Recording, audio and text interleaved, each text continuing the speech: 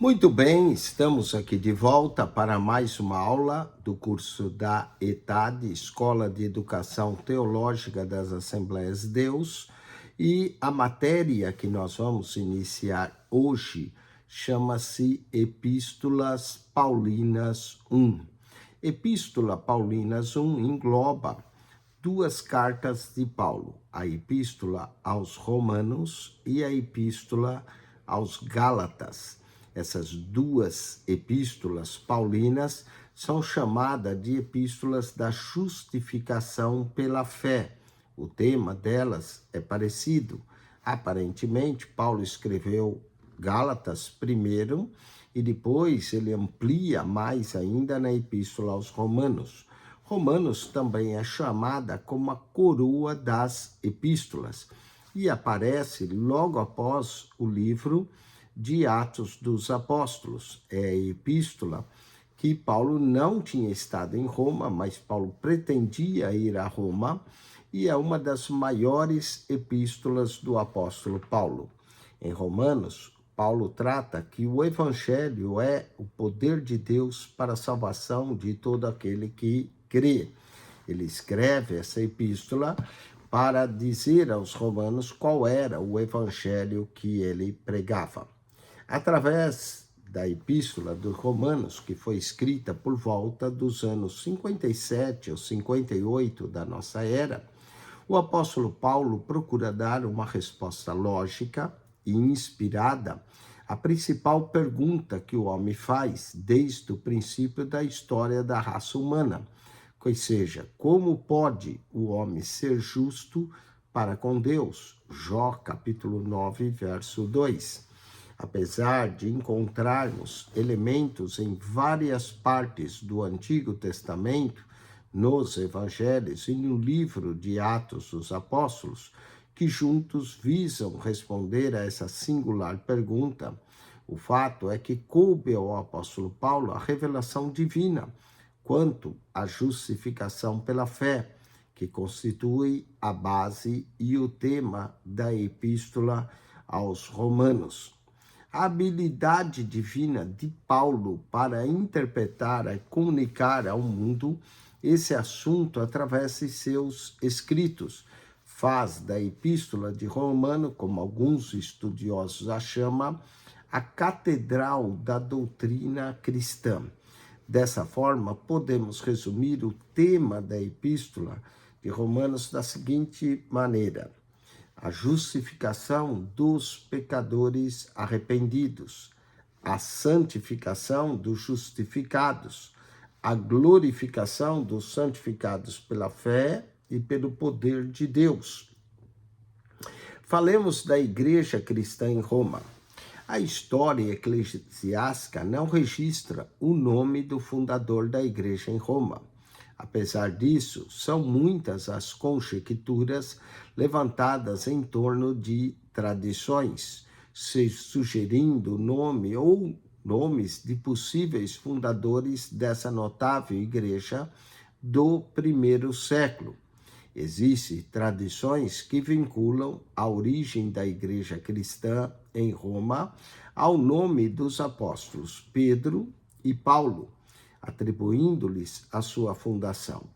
A crença de que tenha sido o apóstolo Pedro o fundador da igreja cristã em Roma é uma peculiaridade da teologia e dogmática da Igreja Católica Romana, que coloca Pedro como o primeiro papa e como propósito, então, de oferecer a base histórica à pretensão do primado do bispo de Roma, o papa.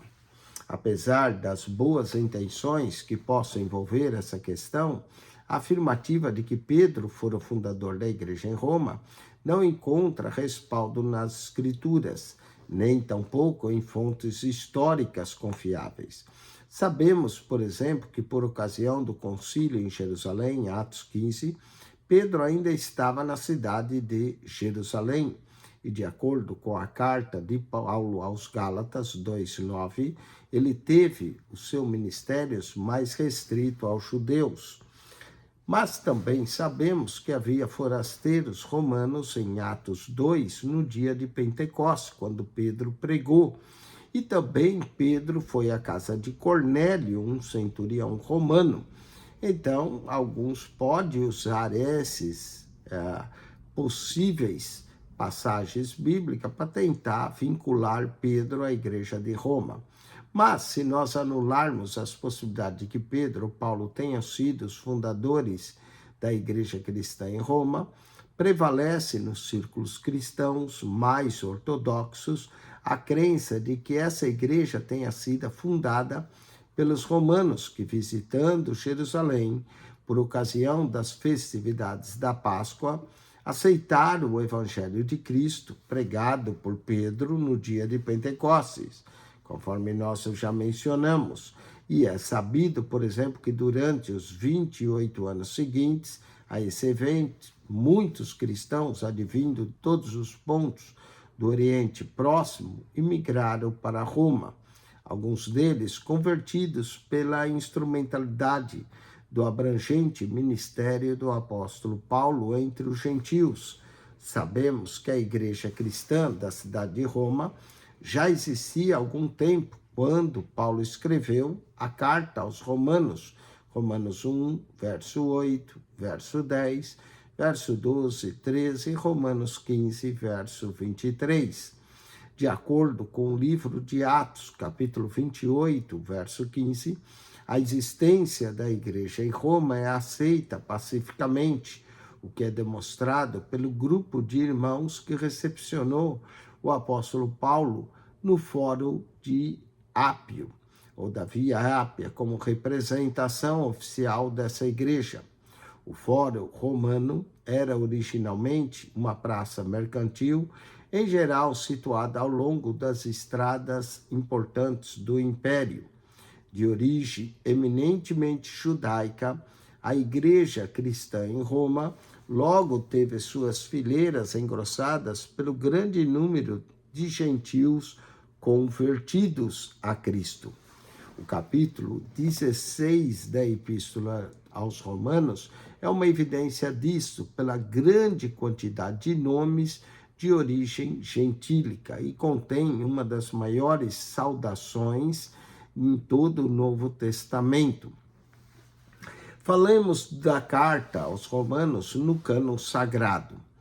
Quando se fizeram as primeiras coleções de livros do Novo Testamento, que foram considerados canônicos, a Epístola aos Romanos já fazia parte do conjunto dos livros sagrados.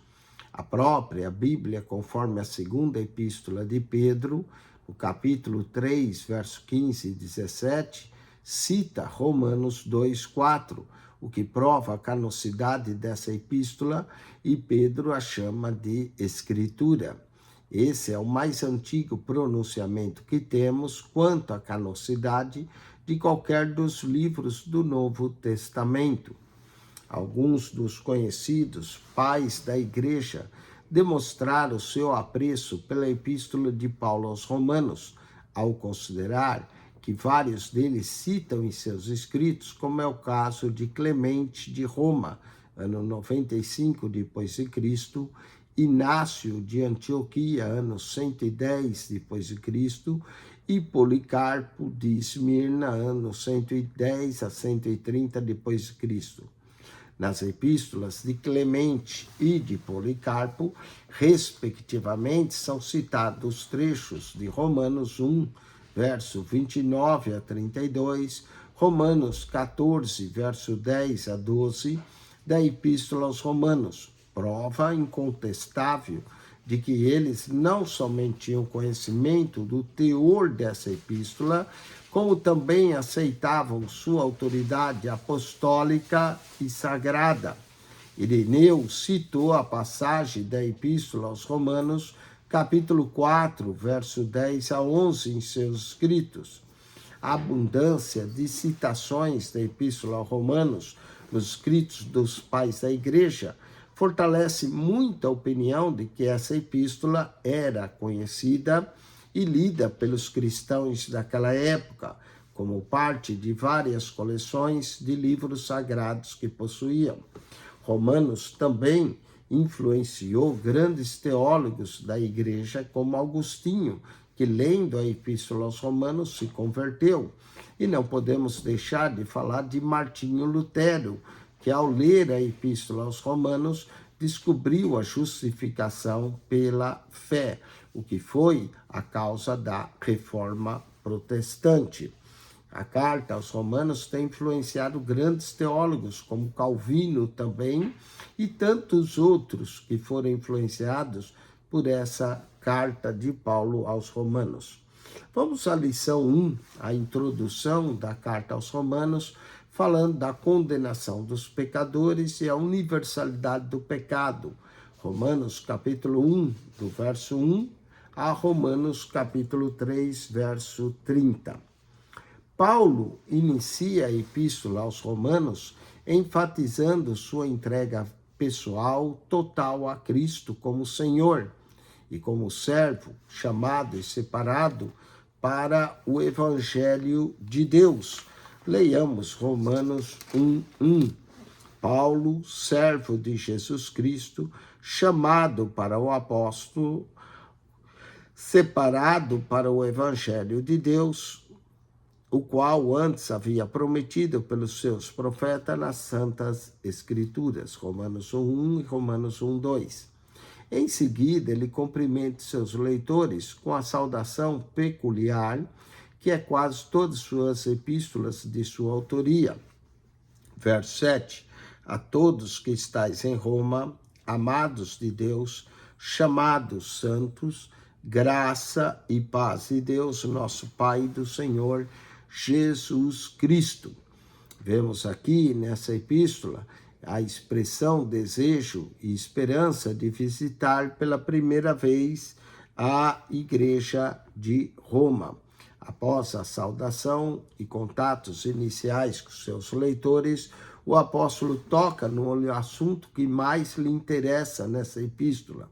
Nos primeiros 3 capítulos, Paulo aborda, sobre os mais diferentes ângulos, a condenação universal dos pecadores, sejam eles gentios ou judeus. Paulo mostra que todos os homens, sem distinção, estão debaixo do pecado. Romanos 3, verso 9. Pois que somos nós mais excelentes? De maneira nenhuma. Pois já dantes demonstramos que tanto judeus como gregos, todos estão debaixo do pecado. A aparente inocência do gentio, a alegada lealdade do judeu, o elevado conhecimento filosófico do grego, não são motivos suficientemente fortes ou capazes de justificar o pecador e executá-lo à condenação divina. Somente o reconhecimento da gravidade de se viver em pecado e a decisão de abandoná-lo por seguir a Cristo coloca o homem salvo da ira de Deus. É sobre a condenação universal dos pecadores que esta lição trata. Nesse texto, nós vamos abordar 5 textos. Primeiro, falaremos do esboço da Epístola aos Romanos. Segundo, abordaremos a culpa dos gentios ímpios. Terceiro, a culpa dos moralistas. Quarto, a culpa dos judeus. E quinto, a culpa é universal. Todos pecaram e destituídos estão da glória de Deus. Vamos ao texto 1. Falemos do esboço da Epístola aos Romanos. O tema do Epístola aos Romanos é a justificação pela fé. A palavra fé aparece mais de 35 vezes nessa epístola. Nada vemos a revelação da justiça de Deus ao homem e a aplicação desta sua necessidade espiritual. Seu tema nela, nessa epístola, vemos, seu tema é assim basilar em toda a experiência cristã, pois ninguém pode entrar em contato com Deus senão depois de estabelecido uma via de acesso adequado. Essa epístola dirige especialmente aos gentios. Nessa epístola, Paulo declara ser apóstolo dos gentios. Romanos capítulo 1, versículo de número 5, pelo qual recebemos a graça e o apostolado para a obediência da fé entre todas as gentes pelo seu nome, aqui aos gentios. Apresenta então um esboço e uma história religiosa do mundo gentil como prelúdio da revelação que Deus lhe dera. Romanos capítulo 1, verso 18 ao 32. Paulo aqui afirma que a salvação é também para os gentios. Romanos 3, versículo de número 29. Leiamos Romanos 3, 29. É, porventura, Deus somente dos judeus? E não é também dos gentios? Também dos gentios, certamente, afirma o apóstolo. E que não há distinção entre judeu e grego, no que diz respeito à fé cristã. Desse modo, a epístola aos Romanos proclama que a salvação é de âmbito universal. A evolução desse tema pode ser observada no esboço proposto apresentado a seguir. Vejamos, o tema, a justificação pela fé. Temos a saudação inicial, Romanos capítulo 1, do verso 1 ao 17. Aí temos a condenação dos pecadores, Romanos 1, verso 18, ao capítulo 3, verso 20. Do Romanos 1, verso 18 ao 32, temos a culpa dos gentios ímpios. Romanos 2, verso 1 ao 16, a culpa dos moralistas. Romanos 2, 17 ao 29, a culpa dos judeus. E Romanos 3, do verso 1 ao 20, a culpa é universal. O segundo ponto, vamos falar da justificação dos perdoados. Romanos 3, verso 21 a 23, o que é a justificação? No Romanos 3, 24 a 31, falemos da provisão de Deus para a justificação. Romanos 4, verso 1 ao 25, o exemplo da fé de Abraão para ser justificado. Romanos 5, verso 1 ao 11, as bênçãos da justificação. Romanos 5, 12 ao 21, o contraste entre Adão e Cristo. No ponto 3, a santificação dos justificados. Romanos 6, ao capítulo 8, verso 39. Romanos 6, verso 1 ao 14, o significado do batismo. Romanos 6, do verso 15 ao 23, temos um mercado de escravos. Romanos 7, verso 1 a 6, a lei, a analogia do casamento. Romanos 7, verso 7 ao 25, a lei e a consciência. Romanos capítulo 8, do verso 1 ao 39, o andar no Espírito. Romanos 9, 10 e 11, a dispensação de Israel. Romanos 9, a rejeição de Israel, o escolhido de Deus, verso 1 ao 33. Romanos 10, a salvação de Israel no presente, capítulo 10, verso 1 ao 13. Romanos 10, ainda a proclamação do evangelho a todo mundo, capítulo 10, verso 14 ao 21. Romanos 11, a restauração de Israel no futuro. Depois, Romanos 12 ao 16, exortações práticas. Romanos 12, verso 1 ao 21, somos membros do corpo de Cristo. A igreja é o corpo de Cristo. Romanos 13, verso 1 ao 14, o respeito às autoridades terrenas. Romanos 14, a relação dos crentes fracos na fé. Romanos 14, verso 1 ao 23. Romanos 15, verso 1 ao 13, o exemplo de Cristo. E Romanos 15, verso 14, até Romanos 16, verso 27, saudações finais. Vamos aos exercícios dessa lição. falando do tema da Epístola de Romanos, letra B, a justificação pela fé. Letra B é a sentença correta. 2, a Epístola aos Romanos é dirigida especialmente aos gentios, mas havia judeus também, mas especialmente aos gentios. Letra C. 3, no esboço de Romanos, o item, a justificação dos perdoados, abrange, entre outros assuntos, sobre aqui a lei e a consciência, a salvação de Israel, a misericórdia divina, as bênçãos da justificação. Aqui podemos colocar letra D, as bênçãos da justificação.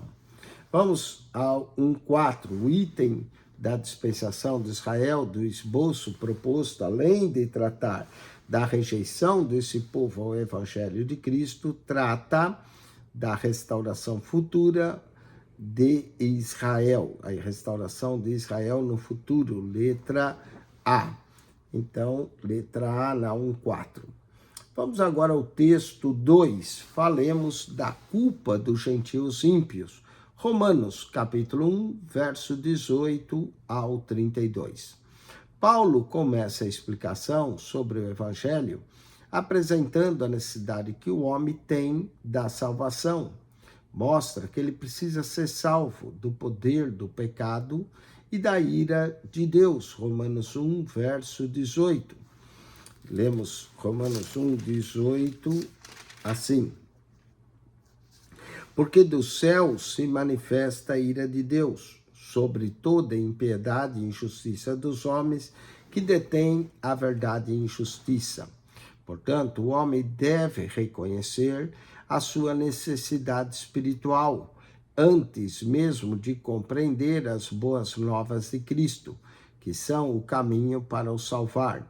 Deve também compreender a sua insuficiência e aceitar a suficiência do Senhor em salvá-lo. Romanos 1, verso 17 ao 18. Paulo fala de uma dupla revelação proveniente do céu. Primeiro, a revelação da justiça de Deus pelo Evangelho e a revelação da ira de Deus como resposta da sua santidade ultrajada pela rebelião e pecado do homem. Como poderíamos reconhecer a justiça de Deus ou descobrir de modo que nos tornamos justos sem uma relação dele?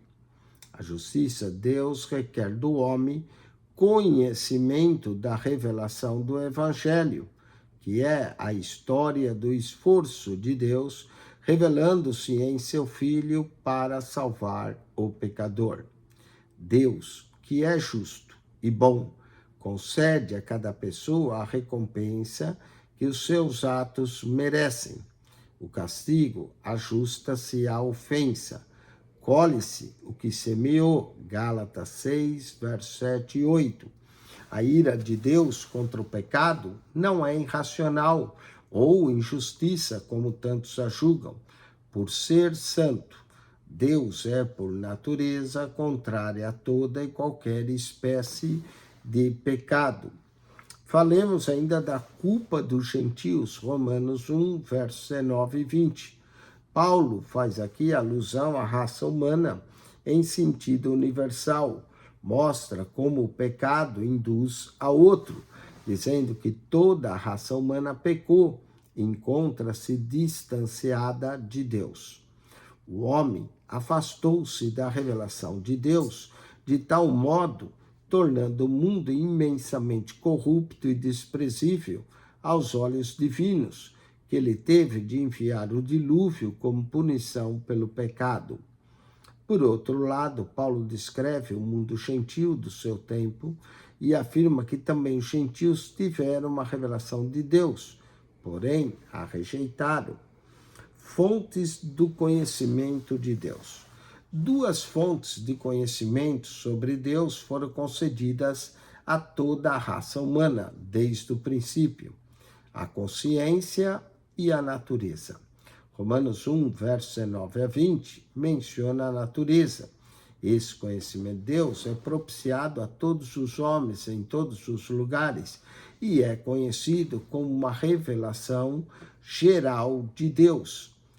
E a nossa consciência, que ele fala sobre o que é certo ou errado, Romanos 2, segundo Paulo, os gentios tornam-se culpados e idólatras exatamente por rejeitarem a essa revelação de Deus. Em lugar de dar atenção à sua voz e adorar o Criador, que é bendito eternamente, começam a adorar coisas e objetos quaisquer. Como o homem é um inerente religioso, sempre que rejeita a Deus, cria algo ou alguém para adorar no lugar de Deus. O pior castigo que Deus pode aplicar ao pecador é retirar a sua mão controladora de sobre ele, deixando fazer o que bem lhe parece. E foi exatamente isso que ele fez. Por sua rejeição à verdade, Deus os entregou, ou seja, abandonou o homem à sua própria sorte. Já dissemos que a ira de Deus é a sua reação contra o pecado. Paulo dá isto uma clareza meridiana quando argumenta que os homens mudaram a glória de Deus, por isso Deus os entregou, Romanos 1, 24. Os homens também mudaram a verdade de Deus, por isso Deus os abandonou, Romanos 1, 25. As mulheres e os homens mudaram as ordenanças de Deus quanto ao sexo e a sua prática. Por isso, o próprio Deus os entregou a uma disposição mental reprovável para praticarem coisas inconvenientes. Romanos 1, verso de número 28. Vamos aos exercícios desse texto 2. Marque C para certo e para errado. Ao explicar o Evangelho, Paulo mostra que o homem tem necessidade de salvação de sua alma. Certo. 1,6. O homem, segundo o apóstolo Paulo, é suficiente para adquirir salvação por meio do esforço próprio. Errado. 1,7. Lemos em Romanos que toda a raça humana pecou e está distanciada de Deus. Certo. Em 1,8, em sua epístola aos Romanos, Paulo fala que os gentios também tiveram uma revelação de Deus, mas que a rejeitaram. Certo. 1,9, foram concedidas à raça humana, desde o princípio, duas fontes de conhecimento de Deus, a consciência e a natureza. Certo. 1,10, os homens mudaram a verdade a respeito de Deus, por isso ele os abandonou. Certo. Vamos ao texto 3, a culpa dos moralistas. Romanos capítulo 2, verso 1 ao 16. Paulo prova que todos os homens são pecadores. E seja qual for o seu modo de vida, inclusive os moralistas, ele analisa o homem bom segundo os padrões humanos. São aqueles que têm do seu próprio padrão de moralidade. Critica os que não seguiam por esse padrão, considerados-se bons demais, pelo que condena os outros, sendo ele mesmo culpado pelos pecados que condena. Segundo Paulo, são inexcusáveis e também não escaparão ao julgamento de Deus. Portanto, és inexcusável quando julgas o homem, quem quer que seja, porque te condenas aquilo em que julgas a outro, pois tu que julgas fazes o mesmo. Romanos 2, 1. Deus julga o homem com base nas oportunidades e conhecimento que lhe foram dados. Romanos 2, 12. Porque todos os que sem lei pecaram, sem lei também perecerão, e os que sob a lei pecaram, pela lei serão julgados. Visto à luz desse critério, os moralistas respeitaram apenas algumas leis, e penso que desta maneira conseguiram satisfazer e alcançar a justiça divina. Deus, porém, diz que todos pecaram e que a justiça humana é como um trapo de imundície diante dele. Isaías 64, verso 6. A importância da palavra de Deus. Vimos em Romanos 1, versos 19 e 20, que a consciência humana é sim um dos canais pelo qual o homem recebe a revelação geral de Deus. Porém, a consciência por si só não constitui um guia infalível em assuntos de salvação, mas ela apenas incuba a ideia do certo e do errado. Antes, há uma necessidade de uma decisão por parte do homem. O único padrão infalível e capaz de guiar o homem em direção à salvação é a palavra de Deus. Desse modo, a consciência deve ser orientada pela palavra de Deus. Somente assim podemos distinguir o bem e o mal. Deus fala à nossa consciência pelo Espírito Santo, através de sua palavra, como um guia infalível de fé e de conduta. Uma pergunta frequente. Entre os cristãos, há um questionamento feito com frequência e insistência. Como serão salvos aqueles que nunca ouviram o Evangelho? E a resposta é: eles serão salvos apenas pelo testemunho da consciência? Essa é outra pergunta. Devemos responder que por nós mesmos não temos o poder de obedecer à orientação divina que nos advém através da consciência. Por isso, podemos ir em encontro aos seus avisos ou ignorá-las, até que finalmente tornamos-se insensíveis à voz da consciência, daquele que nos fala, Efésios 4, 18, 19, Tito 1, 15. O que a Bíblia diz é que os que não possuem leis serão julgadas pela lei escrita em seus corações, a base do conhecimento da verdade, assim conhecida, pois o juiz de toda a terra saberá como fazer justiça. Gênesis 18, verso 25. À medida que nos convence de que todos os homens precisam do Evangelho, Paulo mostra que o homem moralmente bom, que condena os outros pela sua impiedade, sabe em seu coração que falha com frequência, tentando fazer aquilo que reconhece ser certo, mas que acaba errando. Em Romanos 2,16, há diversos princípios envolvidos no julgamento divino contra os pecadores impenitentes.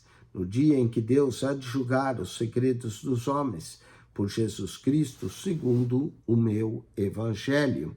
Nesse dia, há de julgar os pensamentos secretos do homem. Esse julgamento será executado por Jesus. Dar-se-á levando em consideração os seguintes critérios.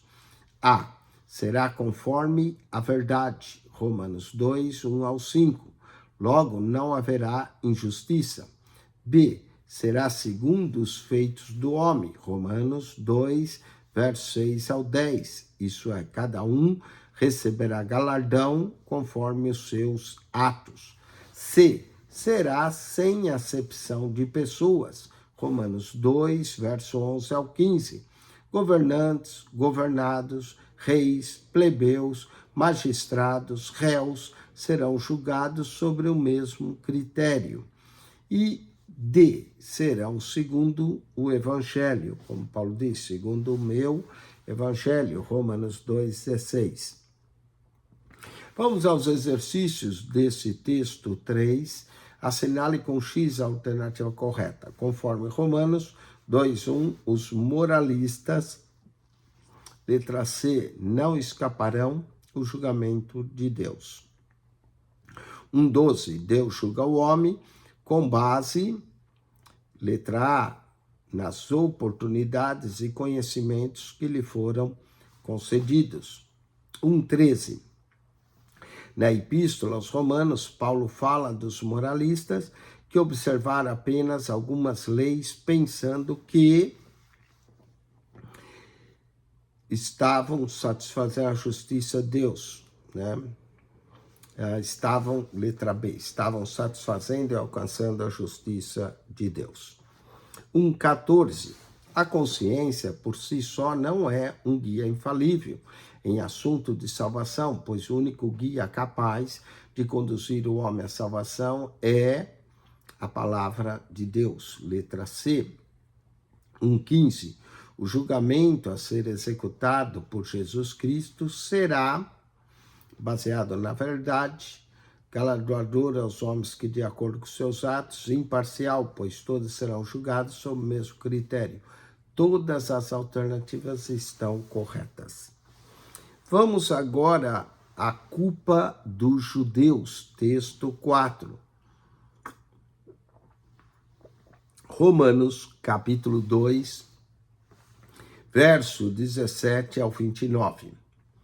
Os judeus buscavam encobrir seu pecado, usando a religião como pretexto, mas sua vida não transformada os desmente, trazendo-lhes maior condenação. Romanos 2, verso 21 e 22. Como ocorre que quando eles se vangloriam dos privilégios que tinham, suas vidas não estavam de acordo com o querer de Deus.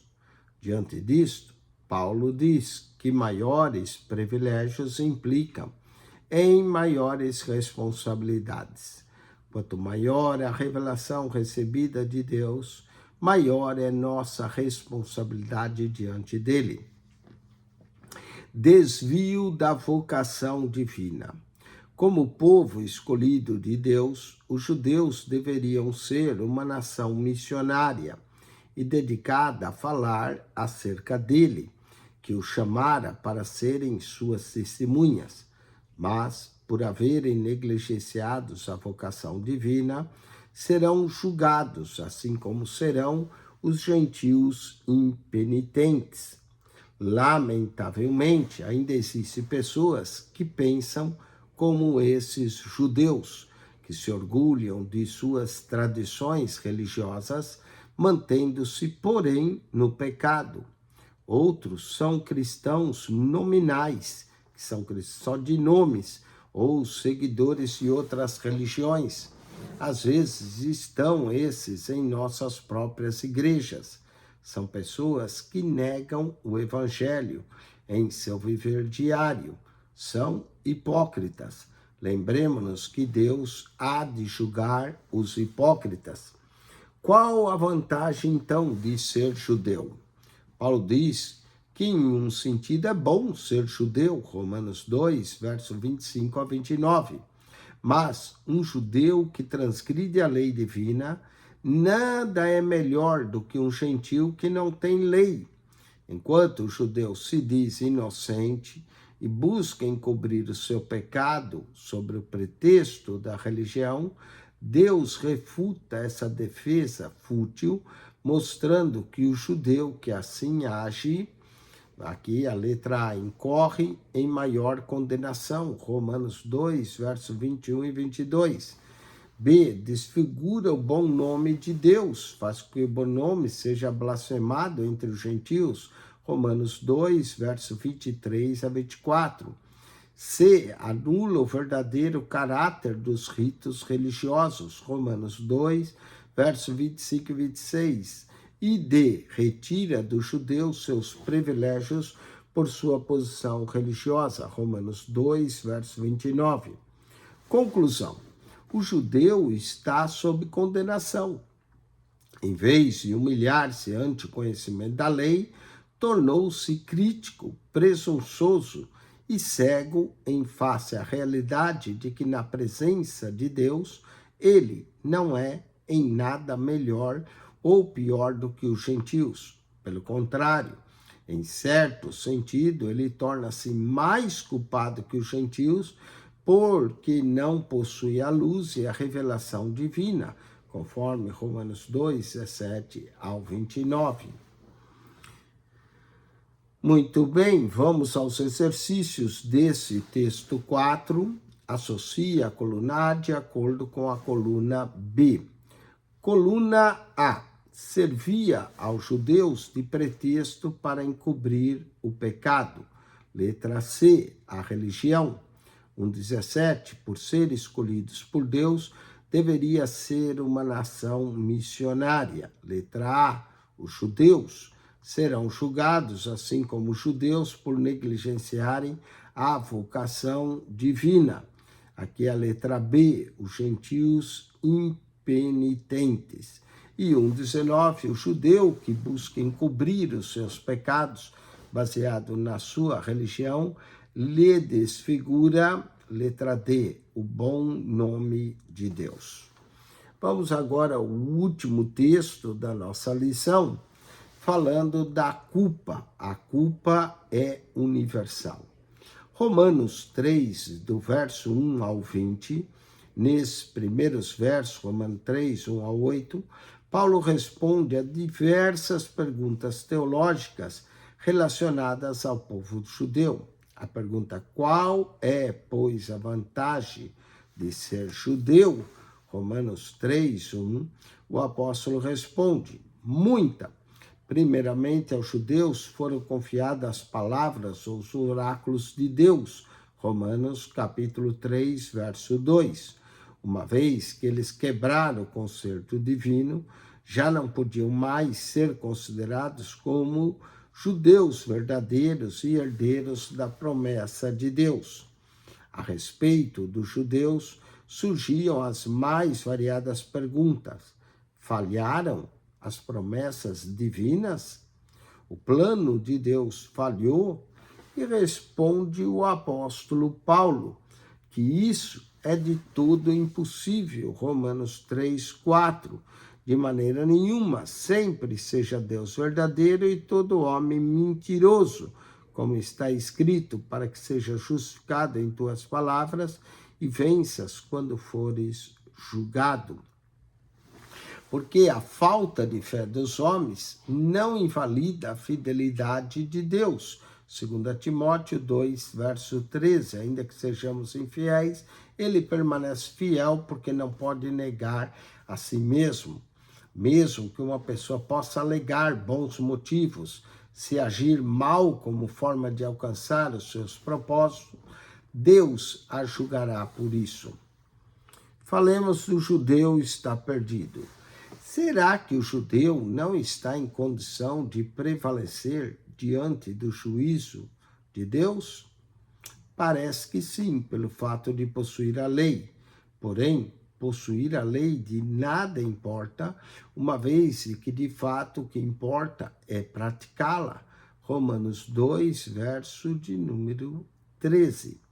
O homem perece não porque possui a lei, mas porque não cumpre a lei, o que ela exige.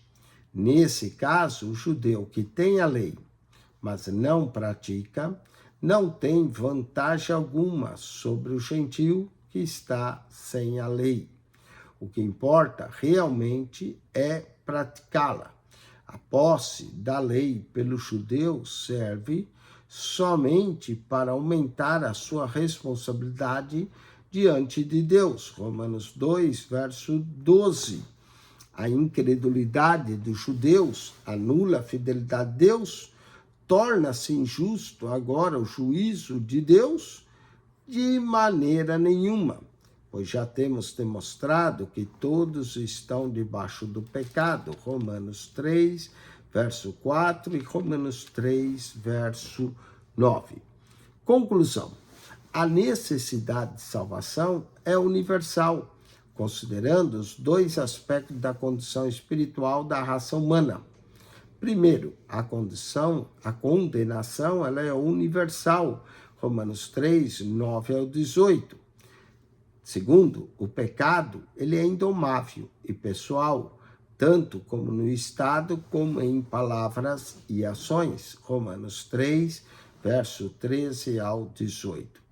Depois de apresentar a extensão do pecado, Paulo mostra o domínio do pecado da cabeça aos pés. A passagem de Romanos 3, verso 13 ao 18, diagnostica a terrível doença moral e espiritual da raça humana. todos estão debaixo do pecado. Romanos capítulo 3, verso 9. A força da lei.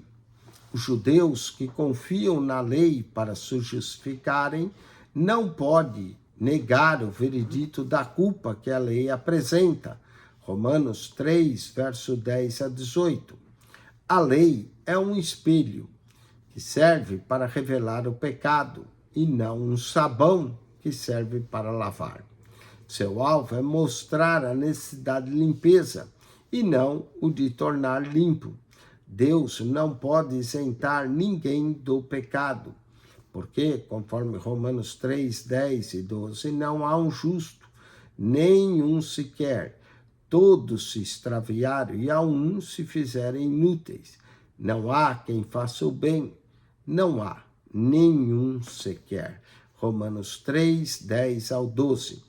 O veredito final é arrasador, que se cale toda a boca e todo mundo seja culpado perante Deus. Romanos 3, versículo de número 19. Ora, nós sabemos que tudo que a lei diz aos que estão debaixo da lei o diz, para que toda a boca esteja fechada e todo mundo seja condenável diante de Deus. O veredito aqui é a condenação. A sentença de culpa é pronunciado contra todo o mundo.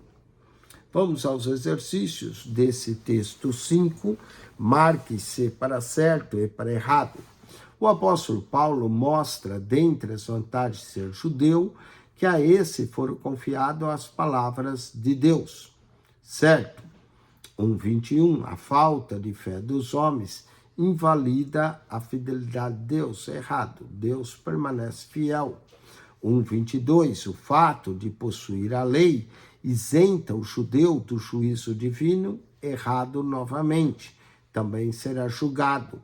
1:23. A incredulidade dos judeus não torna injusto o juízo de Deus. Certo? O pecado é indomável e pessoal, tanto em estado como em palavras ou ações. Certo?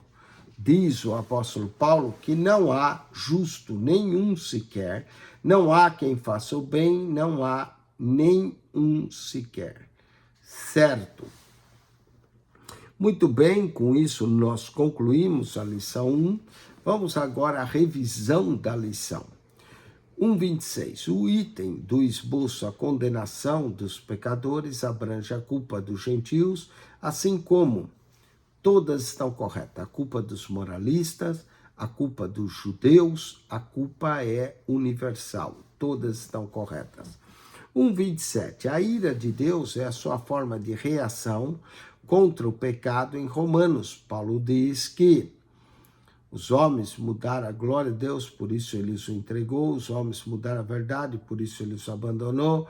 Mulheres e homens mudaram as ordenanças de Deus quanto ao sexo e à prática. Todas estão corretas. 1:27, todas corretas. 1:28. Com referência aos moralistas, diz Paulo que o julgamento divino será conforme a verdade, segundo o feito dos homens, sem acepção de pessoas. Novamente, todas corretas.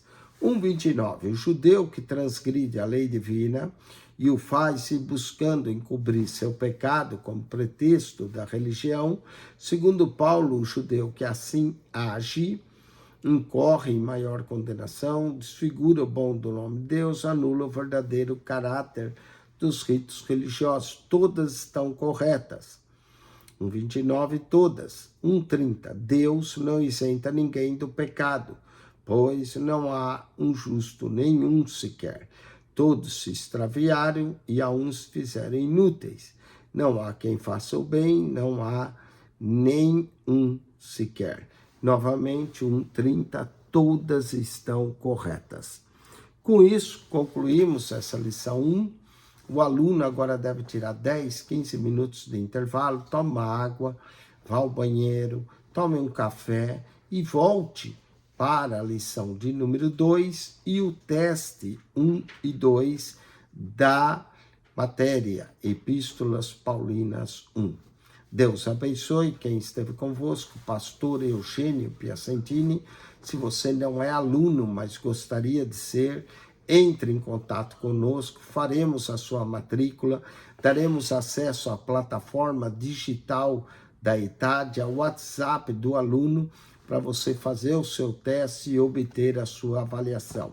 Se você só está assistindo a aula para ganhar conhecimento, parabéns, continue, acione nosso canal no YouTube, porque lá tem mais de 252 pastas no playlist, com mais de 7.600 vídeos para você. PR Eugênio Piacentini, o canal da Bíblia. Subscreva.